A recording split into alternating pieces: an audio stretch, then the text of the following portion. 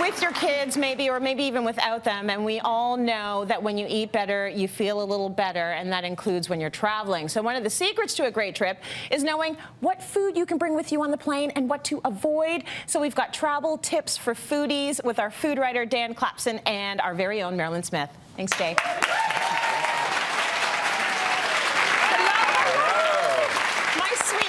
Food couple. Right? Yes, we are. Okay, let's talk about the plane, because I have a mother who very much believes in bringing food on the plane. Yes, nothing wrong with that. And you can bring more than you would think. Absolutely. So you're going to talk to us about what to bring and maybe what not to bring? I am, absolutely. So my good friend Mairlyn and I, we have never been on a trip together, so we were talking this week that we should go on a trip, but before we do that, we want to talk about some tips for what you can and can't bring on a plane, and how to sort of navigate flying and feeling full still. And because you don't want to feel full, because like your gut's going, it's getting squished, right? So you don't want to have a lot of food, but you want to actually eat though. And you're both healthy. Like you both sort of eat good whole food, so you're going to have good suggestions. Way more than way more than I just eat everything. You eat everything, and then go to the but gym it's after. good food.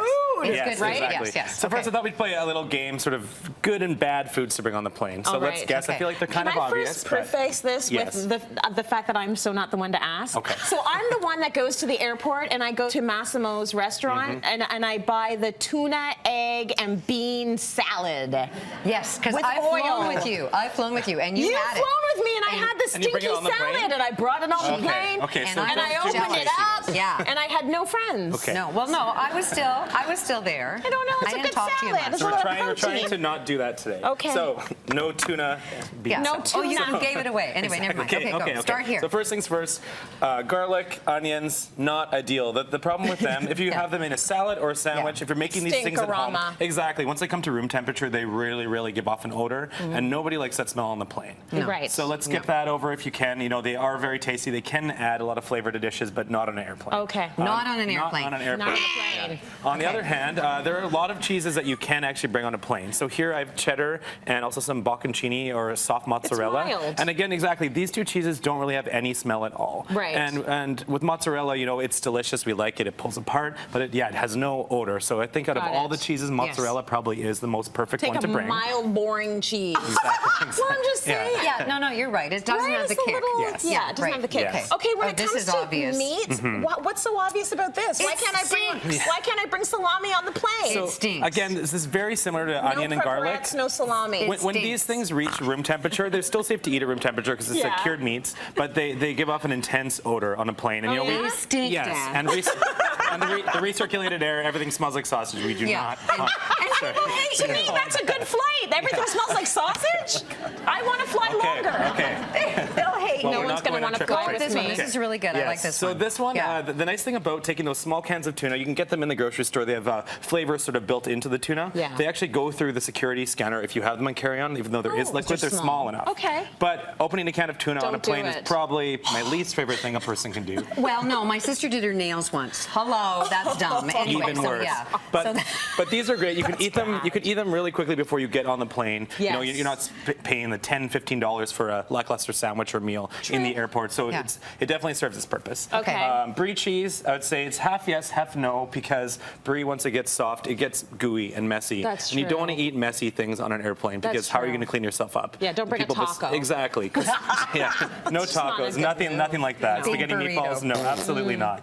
And moving along, citrus. Do you think we like citrus on the airplane? I don't know. What's wrong with citrus? Nothing. We love citrus because it smells wonderful. You know when someone breaks open an orange and you smell that, you get that wonderful citrus oil when someone breaks open an orange or a lemon. This water bottle is amazing because it's flat. If you are just flying carry-on, you can bring this on so easily and you fill it up in a water fountain before you get on the plane. It's an absolutely amazing tool. This has no water in it until you go through security. Right. Here's what I bring to eat. I bring my own trail mix. Okay. So and there's no nuts. Don't pack any nuts on an airplane. And it's not even just peanuts anymore because there's so many people that, you know, there's cross-contamination. So I just figure you don't want to kill anybody on the plane, you know, so that's a nice idea. Absolutely not. And then if I get really sad, I just bring an entire package of chocolate chips. No, I'm kidding. Anyway. But do you bring chocolate chips? There's chocolate chips in my trail mix. Okay, because I like you a little bit more right now. I know, we have to. You brought that whole chocolate chip thing. And I pack my grab-and-goes. They're my cookies, and I freeze them, 2s in a bag, and then whenever I go, I just pack pack it to go, so it's already ready. And I always we talked about fruit. Talk about fruit and international, but this is domestic. Exactly. So we're talking domestic flying here because there's a lot of rules when you fly international. You have to be careful with fruits, grains, nuts, all those kinds of things. So we're talking specifically domestic North America today. And your other tip, because you have to tell this one, but tell this one, Dan, because this is a really good one. So this is a good example of a salad you can make at home. It's very simple. We use kale because kale is a hearty green. Yes. You can dress it in the morning and it will sort of break down over the few hours it takes to get to the airport, get through security. Right. So by the time you have a dressed salad with kale, it tastes delicious on the airplane. Again, in there we just have some lentils, high in protein,